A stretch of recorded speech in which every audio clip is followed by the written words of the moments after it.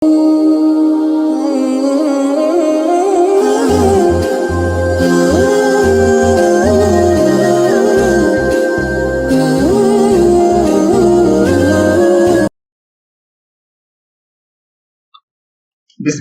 walhamdulillah, wassalatu wassalamu ala rasulillah. Assalamu alaikum wa rahmatullahi wa barakatuhu.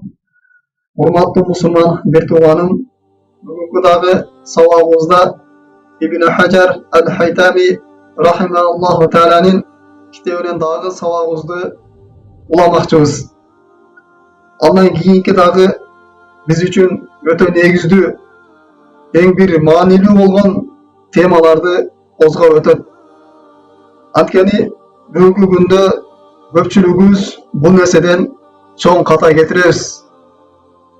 Бул жөнөкөй ката эмес, шариятыбызда өтө оор, өтө чоң күнөөлөрдүн бири болуп эсептелинет. Муну пайгамбар саллаллаху алейхи ва саллям кичинекей ширикке теңеп өткөн. Эгерде биз муну туура түшүнбөй турган болсок, кичинекей шириктен дагы өтүп, биз чоң ширик өтүп кетишибиз мүмкүн. İnsanın imandan çıkarıp, аны İslam'dan ajratып koyuşu mümkün. Oşonduktan kelingizler hurmatly musulman tuğanım, bu temany jakşylap düşünüp, dindeki erejesin үйrөнүp bile olalı. Aytat İbn Hajar al-Haytami rahimahullahu ta'ala, el-halfu bi gayrillahi azze ve celle. Allah Ta'ala'dan başka nerse menen ant içүүdü. Albatta hurmatly musulman bir tuğanım, biz kasam içken кезде жалгыз Allah'tın atı menen gana, Allah'tın ismi menen gana kasam içүүbüz gerek. Şariat bizdi mına uşul nersege buyurgan. Al эми Allah Taala başka kanday nerse bolsun, alardı ortaga koyup, alardın ismini eskerip, kasam içүүдөн bizdi kaytargan. Bul şariatыбызda çoğun günah eseptelinet. Meyli al biz kasam içken nerse paygambar bolsun, je perişteler bolsun, je ata babalar bolsun, je apası bolsun, balası bolsun, bulardın atı menen kasam içtik, haram bol eseptelinet.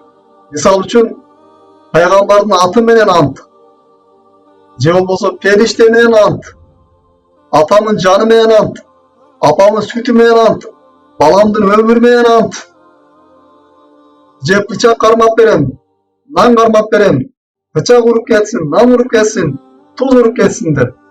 Je bolboso Kaaba menen ant içemin, je palanca tarak menen ant içemin, palanca oliyanın ruhu menen ant içemin. Eger mындай kılbay turgan bolsa palancanın ruhu menen urup ketsin dep ушундай Allah Taala başka meselelerdi eskerip attары менен ant içtik. Bu şariatımızda çoğun bunu eseptelinet. Bu turalı Peygamber sallallahu aleyhi ve sellem aytap: "Ala innallaha yenhaakum an tahlifu bi abaikum." Allah Taala sizlerdi ata babaňardın atın eskerip ortaga koyup ant içүүдөн kaytardı deyip. Men kana halifen felyahlif billahi aw liyasmut. Kimde kim kasam içe turgan bolsa Allah Taala menen gana ant içsin deyip. Eger андай kılbay turgan bolsa tilin saktasın, alın çıkmasın deyip. Allah Taala atı menen başkadan kasam içip günöge batmasın deyip Peygamber sallallahu aleyhi ve sellem bir hadisinde bizde kaytarılan. Başka bir hadislerde Peygamber sallallahu aleyhi ve sellem men halafa bi gayrillahi faqad kafar aw aşrak. Kimde kim Allah Taala'dan başka menen ant içe turgan bolsa çındыгында al kafir boldu, je şirk kıldı deyip. Albatta hurmatly musulman bir tuğanım, bu Allah Taala'dan başka menen kasam içtik, şariatımızda kичинекей şirk bol eseptelinet. Bu çoğun günah. Al эми bu çoğun şirk aylanıp ketet. Egerde insan oşol kasam içip atkан nersesin Allah Taalaga teňep, ulugtap kasam içe turgan bolsa, je Allah Taaladan dagы jogorу tutup kasam içe turgan bolsa, misal üçün palançanın, awliyanın ruhun Allah Taaladan korkkanday korkup, Allah Taaladan ulugtaganday ulugtap, oşol kasam içe turgan bolsa, oşonu ошондой урматтay turgan bolsa, muna oşonu Allah Taalaga teң көрө turgan bolsa, же Allah Taaladan ulug көрө турган болсо, касам ичкен кезде инсан чоң ширикке түшүп калат. Инсанды имандан ажыратып коет. Инсанды бул динден чыгарып коет. Урматтуу мусулман бир тууганым, биз буга чейин чоң ширик, кичине ширик айырмасын айтып өткөнбүз. Мына ушундай Аллахтан аты менен башка менен касам ичкен кезде, муну Аллах Таалага теңей турган болсо, Аллах Тааладан улуу көрө турган болсо, Аллах Тааладан корккондой коркуп касам иче турган болсо, анда бул чоң ширикке түшүп калат. Мындан сак болуш керек. Ал эми жөн эле Аллах Таалага тең эместен касам иче турган болсо, мисалы үчүн нан уруп кетсин, же пайгамбардын атын ортого коюп касам ичем, ата бабалар менен касам ичем деп туруп касам иче турган болсо, анда бул кичинекей ширик болуп калат. Бул кичинекей ширик деген бул жеңил эле нерсе деген эмес. Бул өтө оор күнөө. Ошондуктан Абдулла ибн Масуд айтат, Аллахтан атын ортого коюп туруп, жалгандан касам ичкендигим Аллахтан башка нерсени ортого коюп, чындык менен касам ичкендигине караганда мен үчүн жеңилирээк дейт. Аллахтан ортого коюп туруп жалгандан касам ичкендин күнөөсү жеңил болот дейт. Аллахтан башка нерсени ортого коюп касам ичкенге караганда деп атат. Демек, урматтуу мусулман бир тууганым, биз касам иче турган болсок, жалгыз Аллах Тааланын аты менен касам ичишибиз керек. Ал эми андан башка кандай нерсе болбосун, бул менен касам ичтик чоң күнөө болуп калат. Биз мындан сак болушубуз керек, этият болушубуз керек. Биз тилибизди сакташыбыз керек. Андан кийин пайгамбар саллаллаху алейхи ва саллям айтат: "Ла тахлифу би абаикум ва ла би уммахатикум ва ла бил андад." Силер атаңардын аты менен жана апаңардын аты менен касам ичпегиле деп атат. Апамдын сүтү менен касам ичем деп касам ичкендер. Ва ла бил андад жана ошондой эле ошол батыл бир айкелдер менен, инсандар бут кылып сыйынып жүргөн бир айкелдер менен ортого коюп жана касам ичпегиле деп атат.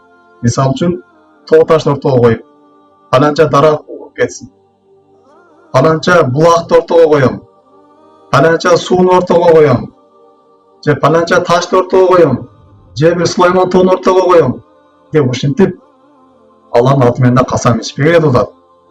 Вала тахлифу биллахи илля ва антум садикун. Бир гана Аллахтын аты менен касам ичкиле.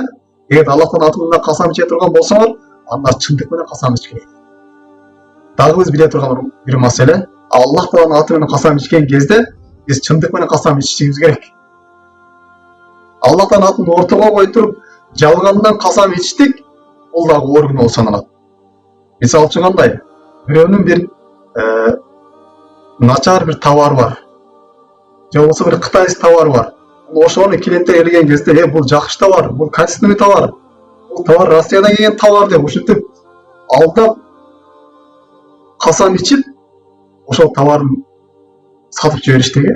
Валлахи бул Россиядан келген товар деп туруп ушинтип жалгандан Аллахтын ысмын ортого касам ичип сатып жибериштеги. Бул да оор күнөө саналат шариятыбызда. Пайгамбар саллаллаху алейхи ва саллям айткан, Аллах Таала кыямат күнүндө 3 адамга карабайт деген. Алардын күнөөсүн кечирбейт деген. Аларга катуу азап болот деген. Ошолордун бирөөсү ким деген? Өзүнүн товарын Аллах Тааланын атын ортого коюп, жалгандан касам ичип сатып жүргөн адам деп Пайгамбар саллаллаху алейхи ва саллям. Эми бул тууралуу башка аяттар, хадистер аябай көп келген. Демек, урматтуу мусулман бир тууганым, биз касам ичкен кезде Аллах Тааланын ысмы менен касам ичишибиз керек экен, жана чындык менен касам ичишибиз керек. Аллахтын атын ортого коюп каалаганда касам ич. Бул ибадат болуп саналат. Каалаганда касам ич, бирок чындык болсун. Эгерде жалган боло турган болсо, анда бул чоң күнөө болуп калат. Бул касам ичкен кезде, ант берген кезде Аллах Таала менен күбө кыламын деген сөз бул. Ушул кылган нерсем Аллах Таала күбө деп Аллахтан ортого койгон нерсе бул.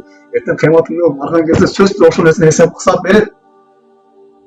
Пайгамбар саллаллаху алейхи ва саллям айткан, кимде Аллах Тааланын атын ортого коюп туруп касам иче турган болсо, ошону уккан адам ошол нерсеге ынансын деген, ошол нерсени кабыл алсын деген. Анткени Аллахтан ортого күбө болот. Ким Аллахтан атын ортого коюп туруп касам иче турган болсо, бул нерсени биякта уккан адам кабыл алыш керек нерсе. Эми кабыл албай турган болсо, бул да күнөө болуп калат. Демек, урматтуу мусулман бир тууганым, бүгүнкү сабагыбыздан алынуучу кыскача жыйынтык, биз касам ичкен кезде Аллах Тааланын аты менен гана касам ичишибиз керек экен. Аллах Таала менен ант беришибиз керек экен. Ал эми Аллах Тааладан башка нерсени ант бериштик, башка нерсенин кармап ант бериштик, же башка нерсенин ысымын эскерип ант бериштик бул шариатыбызда чоң күнөө болуп калат экен. Жана ошондой эле дагы эгерде ошол касам ичкен нерсебизди улуктап бере турган болсок, Аллах Таалага теңеп бере турган болсок, Аллах Тааладан коркпой коркуп ошол нерсени ортого кое турган болсок, анда бул чоң ширк болуп калат экен. Инсан иманын ажыратып коет экен.